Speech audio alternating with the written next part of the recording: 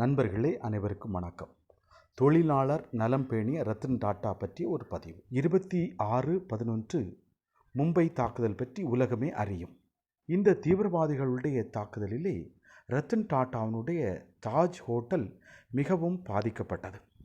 அது மட்டுமல்ல, இந்த ஹோட்டலிலே பணியாற்றிய 80 பணியாளர்களுடைய குடும்பமும் மிகவும் மோசமாக பாதிக்கப்பட்டனர். ரத்தன் டாடா இந்த குடும்பங்களின் மீது பரிவு கொண்டு பாதிக்கப்பட்ட 80 குடும்பங்களையும் தனித்தனியாக சந்தித்தார். தன்னுடைய டாடா குரூப் வழியாக அனைத்து குடும்பங்களுக்கும் பொருளாதார உதவிகளை அவர் செய்தார். மட்டுமல்ல, பாதிக்கப்பட்ட 80 குடும்பங்களில் உள்ள குழந்தைகளுக்கான கல்வி செலவையும் அவரே ஏற்றுக்கொண்டார்.